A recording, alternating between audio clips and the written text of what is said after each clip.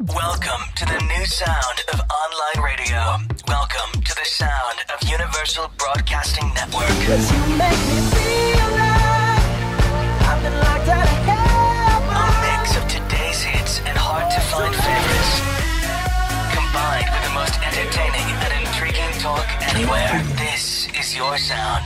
This is the sound of Universal Broadcasting Network at UBNradio.com. You're listening to the Dr. Dee Show about neuropsychology and well-being. Get the knowledge you must have to live a powerful, positive life. The Dr. Dee Show. Here for you.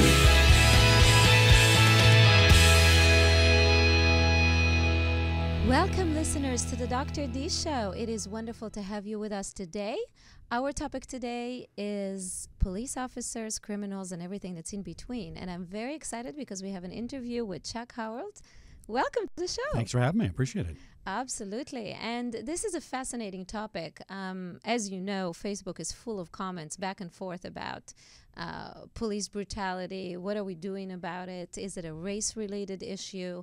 What do we do when we see various kinds of personalities and their profiles, their psychological profiles, especially when it comes to, on our end, the psychology end? And how do we determine, really, is that person on the criminal side? Are they more likely to offend? So we have wonderful topics to cover today. Yeah, it's fascinating. And I would like to first kind of give the usual disclaimers of the show. This show is psychoeducational in essence. It's not meant to replace professional mental health advice or therapy. If you do suffer from a particular issue, please do reach out to professional help. With that in mind, some of the topics that we're covering are not appropriate for the younger population, so your discretion is advised. So, Chuck, exciting to have you on. Would you tell just a little bit for our listeners, and I kind of share that a bit on Facebook and other, but tell our listeners a little bit about your impressive bio. Well, I started in police work in '83, went to Rio Hondo Academy. I went to San Gabriel PD, then I transferred to Culver City PD, and I wound up at UCLA Police Department, which is a state police department. And when I was at UCLA, I went to law school for a year and learned quite a bit about, how to apply the law. And then I retired out of there and went to work for Fox Studios for about 7 years and Disney for about 3, running their internal security and national level and international levels. Then I went to work for 2 contract guard companies for the next 9 years, and I did the Academy Awards during part of that time for about 5 years and supplied the Academy with contract guards. And I've had a consultancy business this whole time. I've been a private investigator and licensed patrol operator and you name it. And then I decided to start a radio show and said, forget all that nonsense. I want to do a radio show instead. So I've been doing that for about almost going on 2 years, I guess. Yes, the securityguyradio.com. So check it out. We all need to be updated on security. So definitely off the show, I'll have to pick your brain on how I can protect myself and my family. Well, there's 3 things you got to know. And if everybody knew this, we'd all be safer, right? So all security is personal, all security is local, and all security is now. It's happening right now. It's not we're going to plan it in the future or it happened in the past. And what's personal, if you and I acted and knew what we knew about each other, and people around us behaved like us, would everybody be safe? They would, right? So that's kind of how you look at it that way. That's an interesting point. It's about behavior, it's great for our topic today because this is what it really is about. Personal safety and security is about behavior, your personal behavior, not somebody protecting you, because nobody can protect you. I don't care what anybody says. Bring them in the studio, and I will challenge them to that. It's interesting because security is a preventative factor, and it is something about looking at someone's behavior. And we can talk about today, I think it's very important, about boundaries. Yeah. And so being on the side of law enforcement for so long, you have dealt with personalities that I have to deal with when I do prison evaluations. So for our listeners, part of what I do, in addition to traumatic brain injury and dementia neuropsychological evaluations, is I have done evaluations in the past for juvenile justice department neuropsych evaluations. So if we had suspicions of brain-related problems in the behavior of the offender. But also, at this point, I do prison evaluations for maximum security and other kind of inmates, and we look to see as to what are the, not just the potential psychological disorders that those inmates have, but also whether or not they have a particular brain dysfunction and we can talk about that a little bit later today. But when so we're kind of touching on the same population from different directions, or Totally, have I think different directions. Yeah, absolutely. from different directions, but then there's some overlap. So when we talk about, and let's see if we can touch a little bit more about personalities as well. Let's start with talking about criminal, the typical criminal that you would see, and is there such a thing as the typical criminal? Oh, I think so. So let's define criminal. Right. When I commit an act that's against the law, I'm a criminal. That doesn't mean I've been convicted. It doesn't mean I'm guilty, and it doesn't mean I'm innocent, right? If I just commit an act, that's what a criminal act is. So much of the media right now is based upon, he's not convicted. We can't accuse him of something. Yeah, if we know you did something that's criminal, you're a criminal. Now, whether you're going to be put in jail, different story. So what is that personality that decides, I don't care about rules, I don't care about consequences, I just care upon acting for my own pleasure or satisfaction or personal gain, and screw everybody else, right? That's the personality you deal with in a criminal behavior. And that's interesting because it actually, the criminal is the one who's done the act. Right. The next one, which is the one that has disregard for the law, that's the antisocial. So we're moving from, you could be a straight person and then be involved in a major argument with your spouse and something goes wrong and you commit an act. Right. Domestic violence or anything like that. But you have a history, a relative, it's less likely, but you could be someone who doesn't have a long-term history of criminal behavior, but now you just became a criminal because you committed an act. Yeah, and, we're all kind of criminals, right? We've all done something that's criminal, but if it pushes over into affecting somebody else's life, and then it raises to the level I'm going to prosecute you, then we have a problem, and that's what you have to deal with. Right. And so going from the actual commitment of the act doesn't necessarily make you an antisocial. So it's interesting because you were pointing at the personality traits of an antisocial person. Well, I disagree with you because I Okay. think criminals are not antisocial. They're antisocial from your perspective because it's something that society doesn't want. We don't want crime, right? But let's face it, 10% of the population are going to be criminals. They're always going to be criminals. That's just the way it goes. It's But always what been is that the way. definition of antisocial?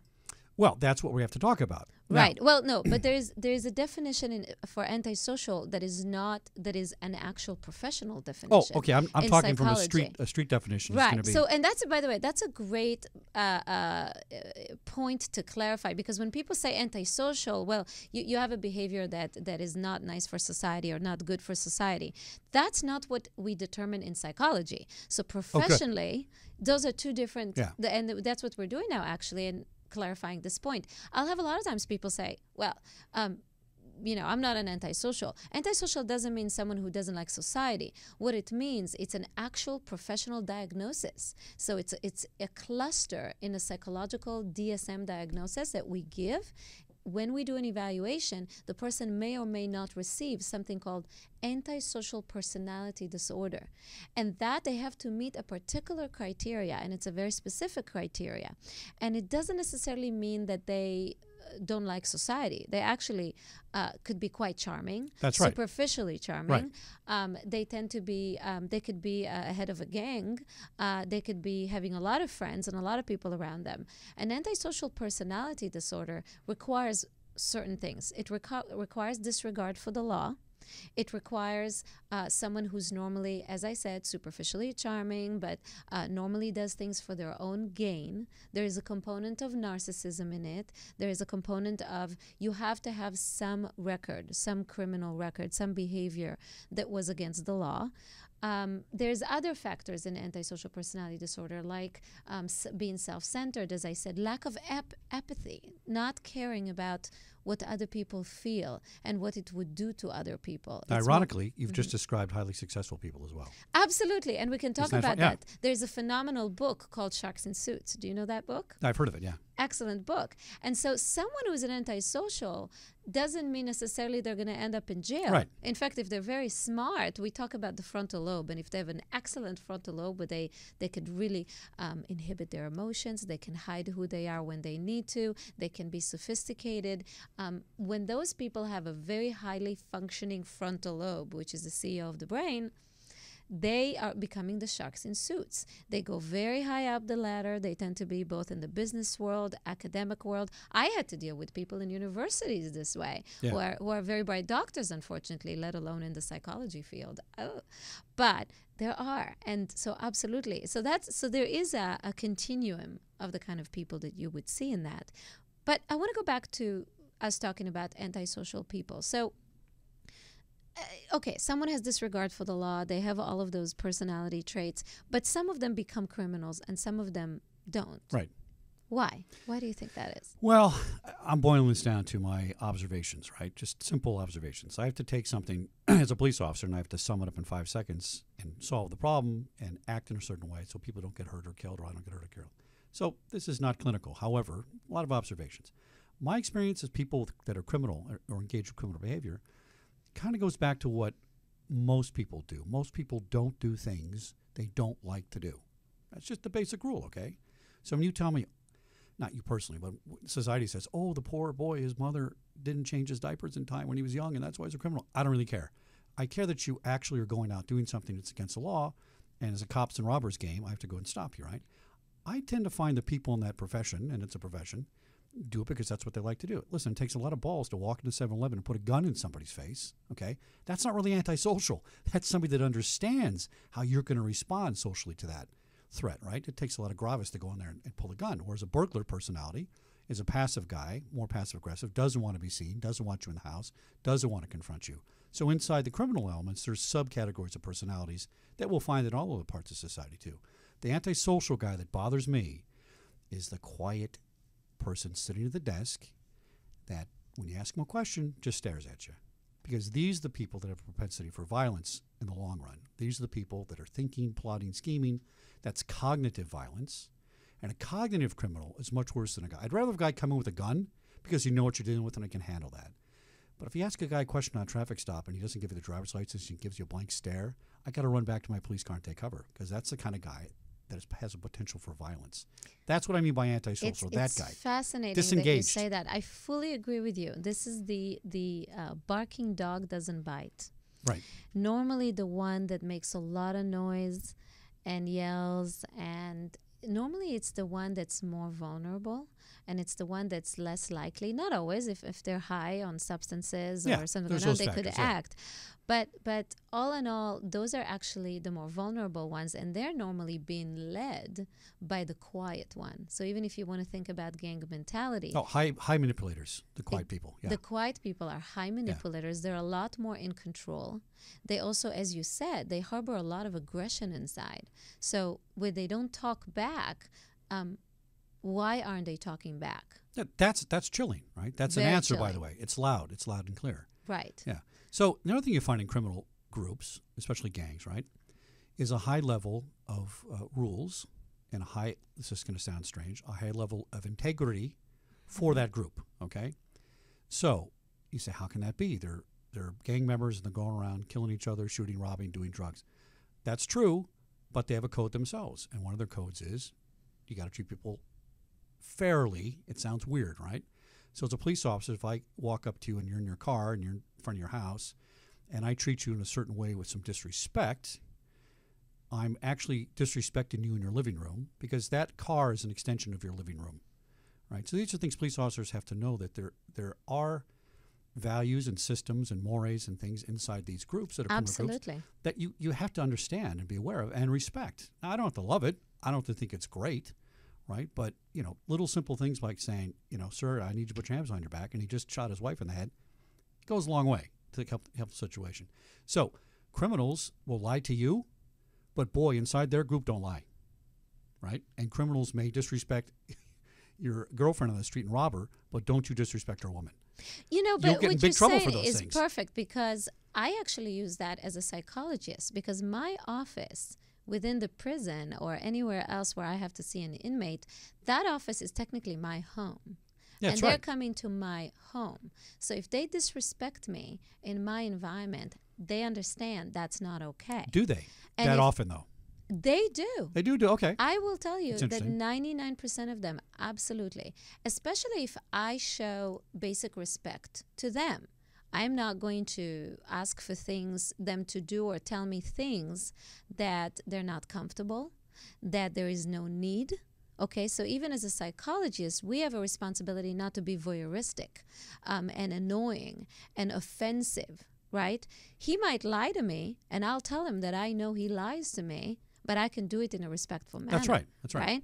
And so in a way, you can build rapport in a room. You can build respect with someone just by understanding our boundaries and our limitations, and not try to go ahead and also do something that's just going to be there to irritate someone. Well, and as a police officer, it's very important that you, this sounds strange, but it's very important that you don't lie to your customers. My customers are criminals, right? Sure. Or my customers are good citizens that have a trouble and I got to get a cat out of a tree or something like that, right? So you got to be honest. And that honesty comes from a certain presentation and a certain way you carry yourself and a certain way you respond and act, right? And if you can give an honest proposition to somebody and an honest statement, they usually will comply. Sure. But if you bluff them and lie and puff yourself up and try to act a different way, especially criminals, they're very, very good at reading. Excellent. Oh, unbelievable readers. Excellent. Right? They read body behavior. They take your body language, right? So when I was a cop, I was about 150 pounds out of the academy, and I couldn't knock over a breadbasket, right? I mean, force was not my thing. I had to persuade people. So here's an example of this. One night, I get a call for domestic violence, and it was in a motel. Knock on the door. Lady's got a black eye. The baby's crying. The husband says, I don't want to talk to you. He slams the door. This is before we actually had to or could do something, even if the wife didn't want to.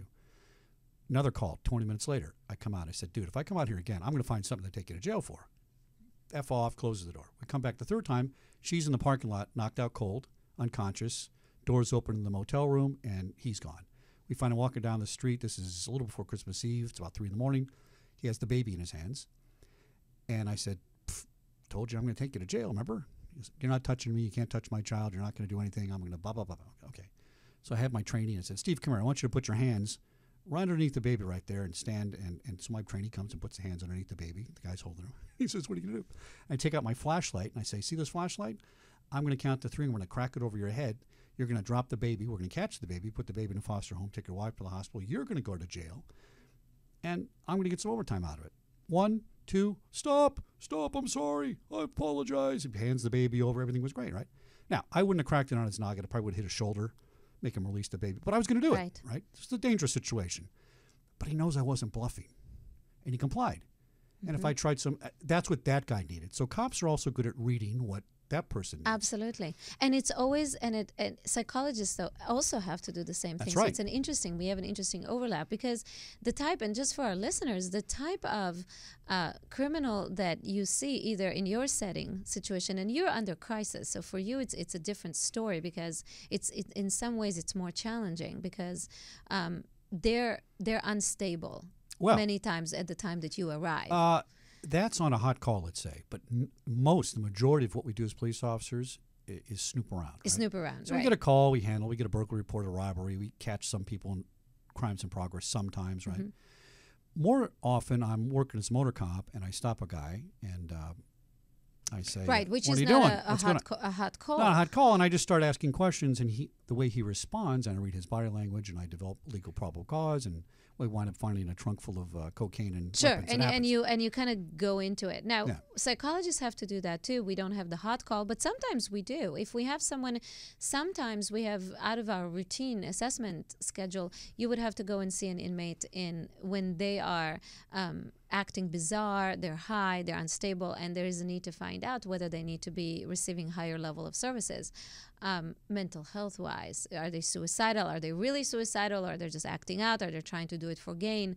Various kinds of reasons. And so, but what's important to understand is on both ends, we have to meet various kinds of individuals. They could be they could be primarily a drug addict. Okay, so they have a 20, 30 year of using various kinds of substances since their youth, and a lot of their crime is petty crime, is crime that has to do with being able to either sell the drugs, get the drugs, make some money for the drugs, whatever not. It's a big problem. Drugs drive most crime, no doubt about it. Yeah, so lots of substance abuse, lots of drug problems, okay?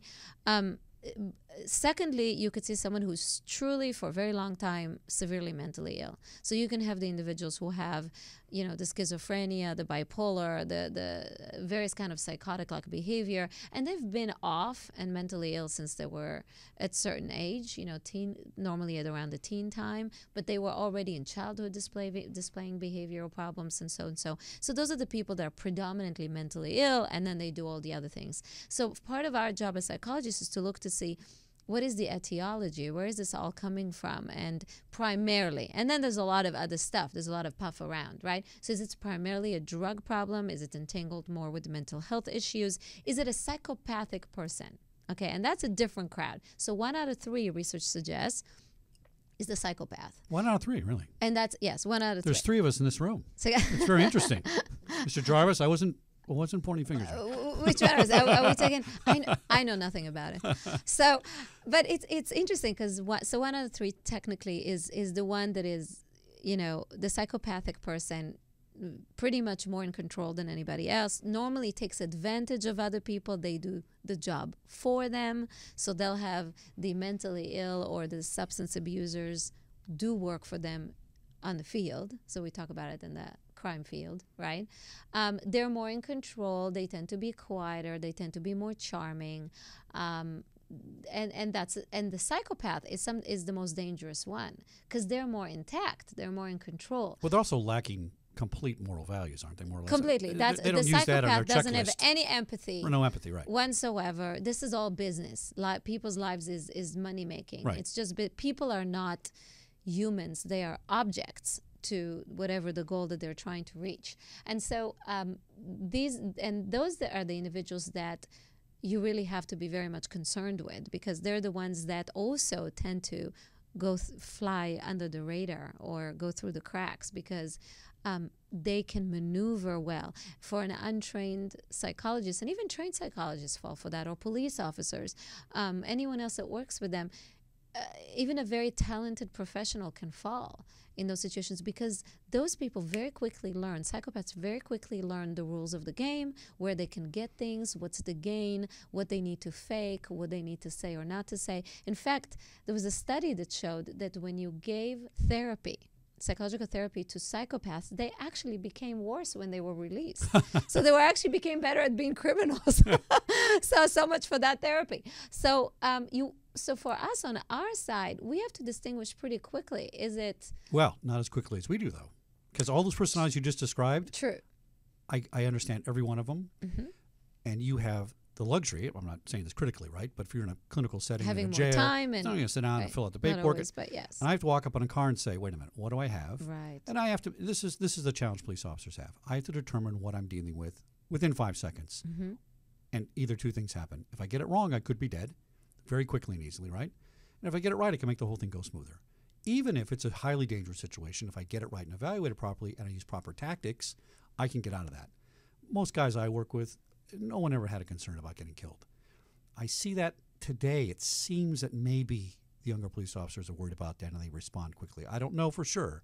I'm just get a sense of it, right? Right. So we have to walk up and say, is this person mentally ill? And I have to adjust my approach. I have to adjust my tactic if you're mentally ill. I have to adjust my tactic if you're aggressive.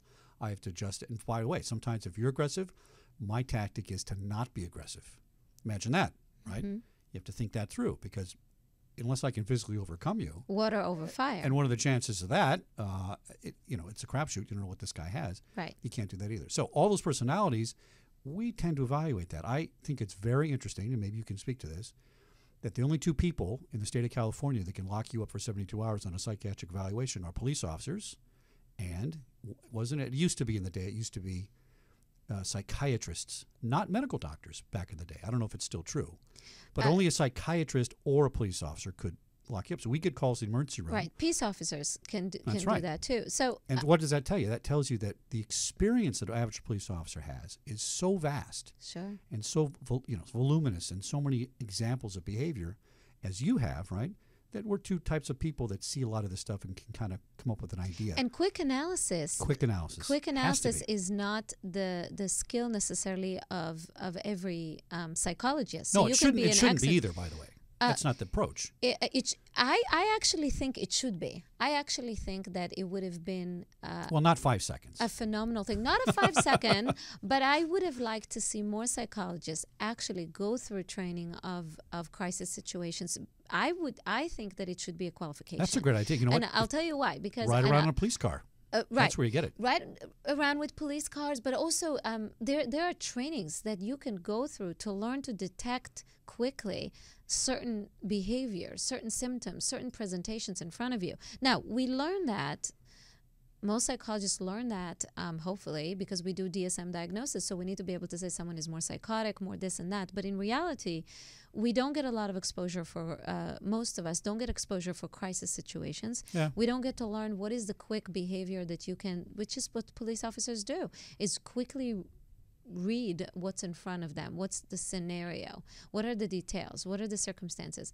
Many psychologists come from a place of which we should innately as psychologists come from, and that's compassion. Okay, Yeah. we come from the place of compassion, but like an old sentence in the Bible actually says, if you are compassionate to the cruel, you end up being cruel to the ones who need compassion. That's true. And part of that is that you have to know when compassion is appropriate and when it's inappropriate. Well, we exercise compassion. Police officers do exercise compassion all the time on a daily basis. Sure. And you don't see this in the media, right? You see in the media as you a see the soundbite. bad. You see the It's a pandemic. Policemen are killing everybody. No. If you look at the numbers, there isn't any significantly higher number of shootings, incidents, so on and so on. That's about the same. Maybe there are some better examples of not great shootings or not great uses of force or things like that, right? But still, for the majority of the time, police officers are not convicted for these things. It's found in their favor, acted on, in good faith and things like that. And yes, there's some absolutely abominable situations that I've seen where I go, I can't figure that out, and I was a training officer, right?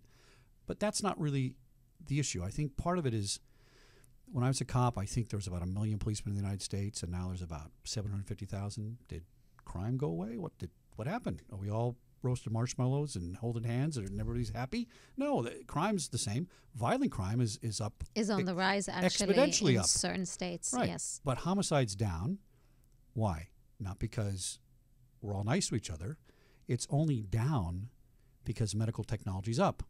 So violence itself is up, and if we didn't have the medical technology, you would see a higher correlation of homicides and deaths from it, right? But let's just take the violent acts. It's way over the chart, okay? So why do we have less policemen?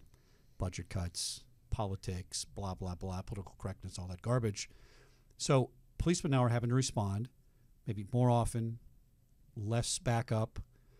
They're acting based upon a need, which is probably in part caused by confusing policies and procedures. I mean, everybody's got a policy. The city does, the police department does, your partner does, and it's hard to keep this all straight. So it's a lack of training is part of it too. So yes, you go and from it's important also to know that some of those policies and procedures are driven many times by lawsuits. So they're Right. driven by and something. they shouldn't be, by the way. And well, ideally, you would want to have policies and procedures that are well thought of, that are preventative in nature. Well, that also take into account what the reality is On the ground. percentages wise on the ground and percentage wise. So we see in the media those increments of or situations that could be quite relatively unique to what would normally happen on the street, but for the viewers that's all you get to see. The optics are terrible. You don't get to see you don't get to see what 95% of the time actually happens. And so you get a skewed perception. Oh, every time police works that's what they're doing. And so what happens is, if any of those circumstances end up with a lawsuit against the police department actually loses, that may drive new policies and procedures that are just on the defensive end rather than actually being thought of and planned in a way that's right. And not makes tactical, sense, but not that makes tactical sense either, by the way. on the ground as well. Yeah. It's so interesting what you're saying because it is such a hot topic. I'm not a political person per se. As a host, I maintain it to be for my field, for psychology. But you can't help by seeing what is going on in media constantly, and the back and forth lashes between is this a racial issue? Is this police incompetency? What is it that we're looking at? And some of the scenarios that are covered in the media, it looks like yes, it looks like police has done some wrong. And some other circumstances, you look at that and you go, no, the police did what they were supposed to be doing. It happened to be a person who's black who was involved in that, or it happens to be, certain kind of circumstances, but the police did their job. And so it's a very hot debate, and it's very emotional to people because it's emotional, right? It's very emotional because it touches on people's personal stories as well. If you had a bad clash with the police, how could you ever see any police officer and trust them again? Well, who owns that, though? The police own that. And I'm going to... What do you mean by that? I'm going to suggest to my brothers that they own their perception of themselves. Mm-hmm. My brothers and sisters, right? And we don't do a great job of that. Why? Because one of my best buddies, Paul, I don't think he still doesn't use a computer, okay? And he barely uses a smartphone. And this is just kind of the demographic you have, okay? Right. But I've seen more and more of, police departments on Twitter and, tweeting out information and being more connected to people and being more personable. And that's very effective, right? But is there a pandemic and of police brutality and they're out there violating civil rights? No. So I've worked 3 agencies, and in the private sector I've worked with a lot of police officers. I'm going to say 1,000 cops at least, right? Probably more. And I will tell you, in my experience, I can't think of 1 or 2 incidents that I might have thought, that guy probably is racist. And by the way, that guy or those 2 guys, they're not there anymore, right? So the police department handles those things, takes care of it. So think about this concept. What the media suggests is that a police officer wakes up, sees his wife, kisses his baby goodbye, grabs his coffee, gets a newspaper, and says, you know what? I think I'm going to drive to work today and violate somebody's civil rights. That's what they're thinking. Okay? That's not what they're thinking. Most police officers don't think this way. 99% don't, okay? But I'm going to go back. I'm going to touch on this because this is a great point. And by the way, would a racist choose that as his first profession? Point. Yeah. Go say it again. Would a racist choose police work as his first profession? Some would, all right, just like some priests want to go teach at schools to be pedophiles, right? Racist. My experience has been they're everywhere, right. And to everything. I always joke and say, if you don't want to like me, I've got a long list for you. Okay, I'm Israeli, I'm Jewish, I'm Italian, I'm Yemen. Anything else? Let's see, I'm religious. I can carry it a little bit definitely more. Happens. So if you don't want to like someone, there's a club you can join, okay? Yeah. If you don't like someone, you can find something about them you're not going to like. But if you look at human nature, everyone should be measured by the same. Ultimately, is what your character is all about. Your character is determined by the way you see the world and your behavior. And that's what you should be measured by. Police officers deal with behavior, and you deal with the clinical side of evaluating and trying to determine what causation and things like that. Sure. And we have to deal with what I'm seeing is, I asked you to not do that, and you did it. Right. Now I have to respond to that in some fashion, right? Hopefully it's not, can I see your driver's license? No, and I'm going to taser you. That's not appropriate. Right. There has to be something in between, right? So what I'm seeing in police work is the lack of something in between, a solution in between, may I see your driver's license and taser, may I see your driver's license and gun. Mm-hmm. The media is putting out there that there's something missing in between there. And maybe there is. And in some cases, I'm sure there is, okay? The question is, how can police own that and do a better job? And this is the challenge, right? And one reason I started the radio show is because I'm passionate about this stuff. I want them to get it right, all right? Because we don't want the federal agencies to come in and say, you know what? You guys can't do police work. So the feds are going to do police work nationwide. That won't work. Yeah, and it's also doing such injustice to the high percentage of people in the police department and, by the way, in military forces who are good people, who are doing great work, who care, who come in many times into the forces not just because they were poor, needed money or needed opportunity or had behavioral problems, but some of them come in because they also have an inclination to do good and to stand up for their country and so and so. I work with military population a lot, and what happens is all of those good people that do good work, nobody sees them. We see the certain percentage that went in because they wanted to have power over other people. They tend to be aggressive inside or hostile. And by the way, this is where some of the psychology research is very interesting, because there's a certain kind of traits, a certain amount of traits that can make a police officer that can also make of a criminal. And it depends if you take those traits and you use them to be on the right side of the fence, then you're actually becoming a very good police officer. But if you take those traits and you decide, no, I'm going to go the crime way, I'm going to go live in the shadows, it would make you a very good criminal. They taught us in the academy that And that's on the MMPI too. The MMPI, right. So they gave us this Minnesota Multiphasical Personality Inventory Test. Very good. Pretty good, huh? Excellent. Right? So they ask for the people that don't know, I'm just going to mention, this is a personality assessment tool that has been used in psychology for a long time. We give it to people to find out what their personality traits are like and which category they fall into. So on that instrument, there is a higher possibility that police officers will score in general closer to the personality patterns we would see with criminals. Very close. In fact, what they told us is, That's I forgot what block it is, number 4 or whatever it is, right? It is, yes. Was it 4? Number okay. 4. That the line for police officers and criminals is almost the same, except when you get to that line, they're above or below how you look at it. They're outside they're outside the social range, right? They go beyond being social with people, right?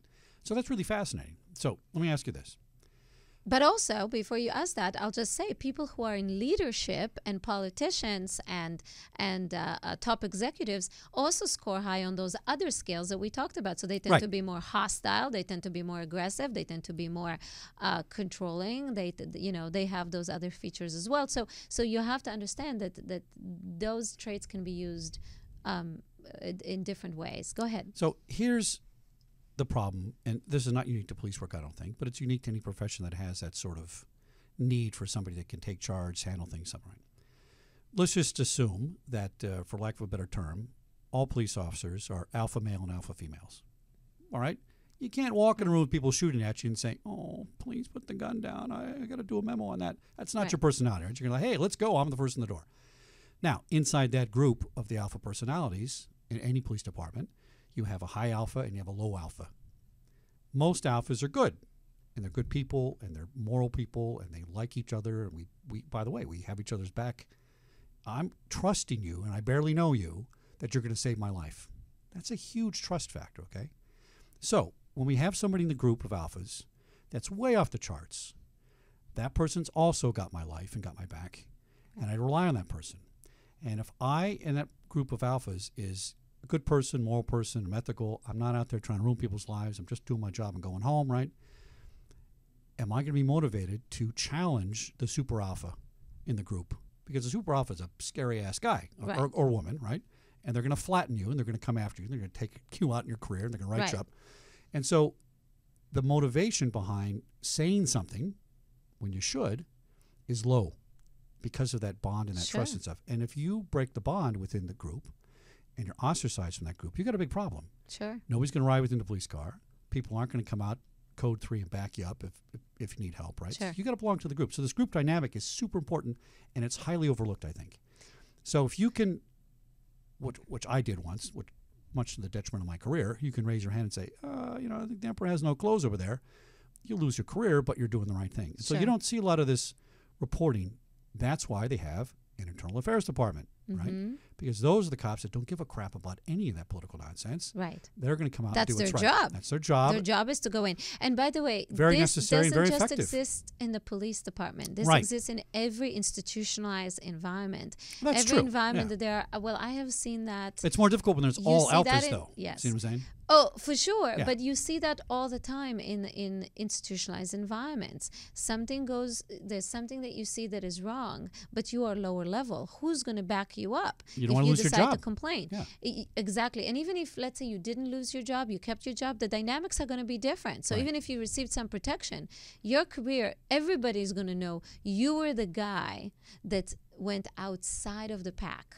Yeah. And said whatever you said. It doesn't matter that you were right. It doesn't matter that what you saw was wrong. People see wrong things that happen all the time, and by they the look way, the other way. We're talking about all this stuff. You think criminals know all this stuff? Let's go back to criminals. Right. Absolutely. And in fact, now that every criminal has a phone, and I don't mean that criminal, don't send me letters, everybody's got a phone, right? Who doesn't have a phone? They have access to the same information that everybody else does. So you see people in the media mouthing off in front of police officers on a camera and thinking, I'm going to get away with it because you're not going to touch me when I'm on camera. This changes the dynamics of how I interact with you as a police officer, right? This may cause me to slow my reaction or change my reaction or do a different reaction that's not appropriate, and a poor outcome ensues, right? So you're going to see a lot more of this sort of thing where police officers are baited, they're set up. Assassinations, of course, we know that's a terrible thing. That's actually happening now because people feel they're justified in doing it. That's because all cops are bad, so we can kill them. Now, believe me, if all cops were Nazis, believe me, I would be the first guy out there taking them out, okay? If they were Nazis. They're nothing even close to that. That's not what's important, going on. and why that's important is But because they're painted that way. when you work with this population, with the criminal population, you understand how many of those people you do not want on the street, how many of those people you do not want them coming to your home. It's all lovely and wonderful when we see it on TV and Facebook, and you're sitting at the comfort of your home and you're thinking, oh, there's so much injustice. And there is injustice, absolutely, in certain environments, and there is work to be done also in the police department, I believe. But also we have to understand that when you undermine the authority of the police, you're opening a door to a very dangerous place where they can't effectively do their job at times that they really should be doing their job to save the lives of people who really are mostly law-abiding citizens. Right. And it's important because that's the lives of your children and your grandchildren. That's whether your family is going to have someone accessing them with drugs in the schools or not. It's a slippery slope. It's a slippery slope. And so at the same time that the police has to do work in identifying the small percent of police officers who are racist and deal with them and maybe let go of those people, right? The military has to let go of unstable people. Police department can do the same at certain circumstances. If somebody has racial motives and are in the police force for the wrong reason, you want to identify those people Well, I'll right tell you away. something interesting. But I'll say also that it's not that the issue of not being able to give police the power to do what they need to do is a problem. When I was a child, my father was head of homicide in his 30s, was a police officer. Then he went on to be a security company. He was doing security for very prominent individuals in Israel. When my father was a police officer, everybody knew him in the neighborhood. My dad never needed to pull out a gun. Right. Everybody had respect for him. Families that had kids who were doing drugs came to my father for help. I was actually a witness one time to someone trying to stab my dad. I was 11 years old. But this young boy in his 20s was on drugs. And my dad recognized that. And guess what? He didn't arrest him. He could see the boy was high. And we got the family together. We got him help. But I was 11 years old, and I was sitting around that table watching that. That's how they used to do it in the old days. In California. It's not the same today. Well, legally it is, right? But politically it's not. Legally, but it's not, So, yeah. and I'll it's speak not to being California. California has some of the best trained police officers in the world. Mm-hmm. LAPD is one of the best police departments in the world, despite their criticism for all kinds of reasons we don't have time to get into.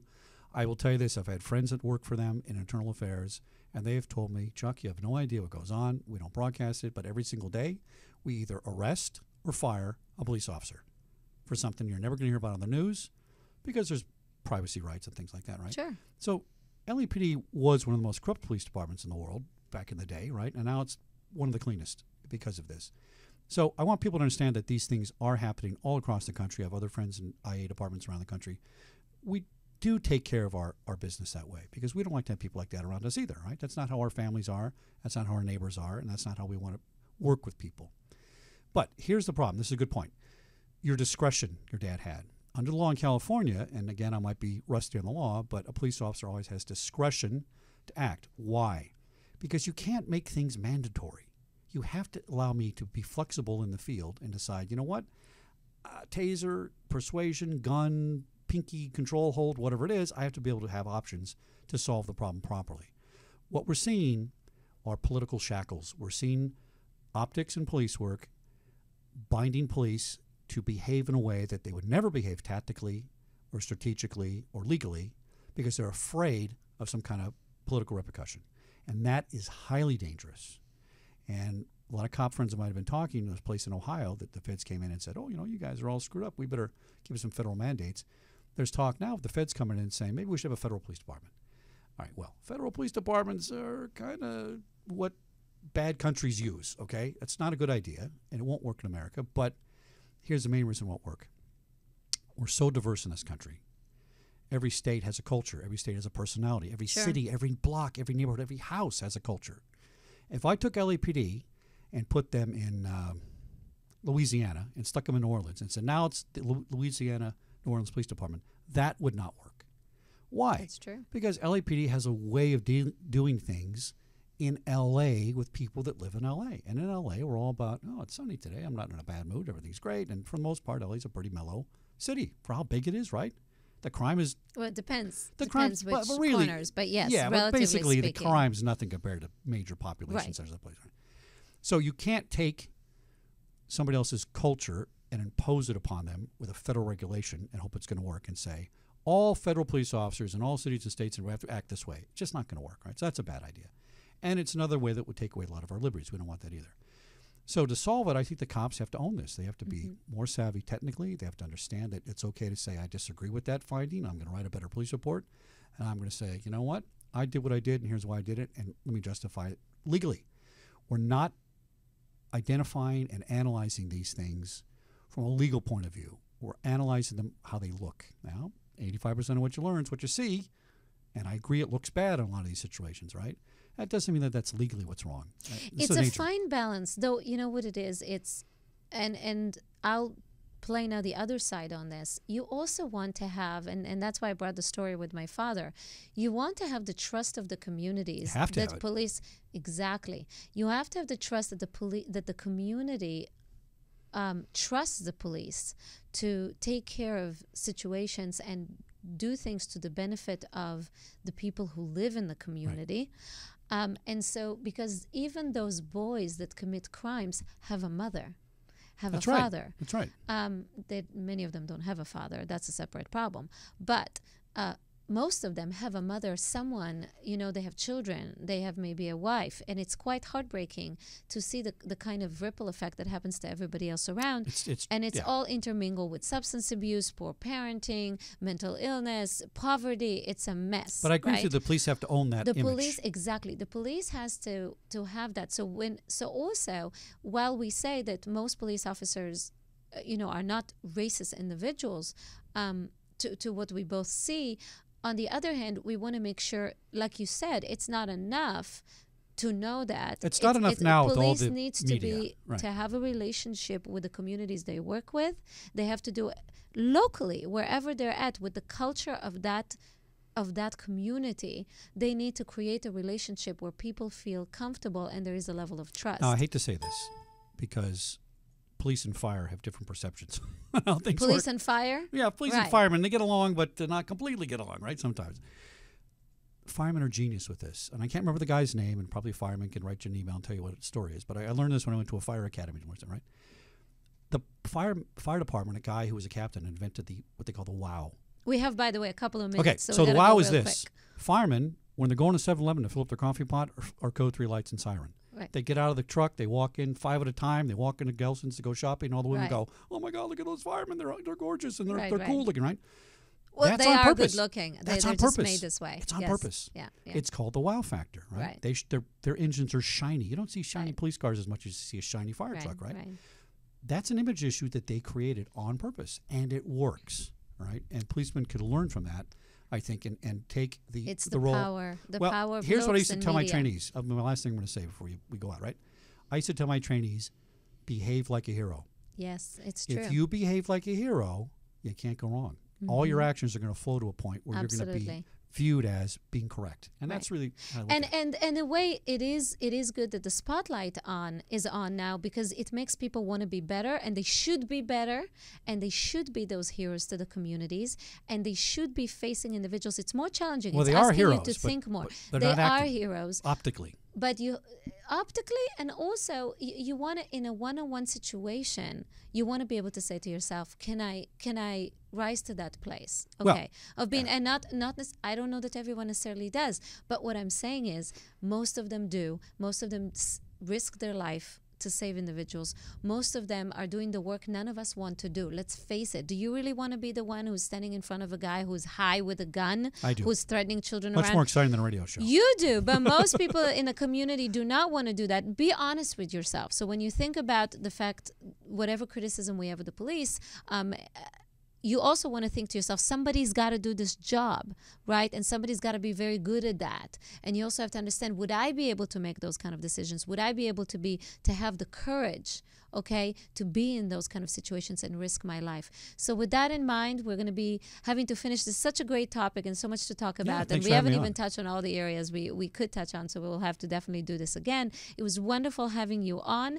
With that in mind, just think about all of the families of police officers who have given their life to keep us safe, and we do wish them all the well-being and knowing that we do need more people with good action, good courage, and for the ones who do not do their good job, we hope that we can identify those and get rid of them. With that in mind, any questions you have, thoughts, ideas, topics you want to cover, hopefully you enjoyed it today, bring it on. Email me at drdgaines@gmail.com. You can find me on Facebook, like the show. With that in mind, we are growing in numbers, so we are rapidly growing. So that is wonderful. It's all thanks to you, for our listeners. Those are hot topics, but we got to deal with them. We got to touch on them. And there are issues and points of view on both ends. However, with that in mind, make some change in your life to do something good and bring your home, yourself, and the environment around you to a better place. Thank you, Chuck, so much for being with us on the show today. Bye. You're listening to the Dr. Dee Show about neuropsychology and well-being. Get the knowledge you must have to live a powerful, positive life. The Dr. Dee Show. Here for you.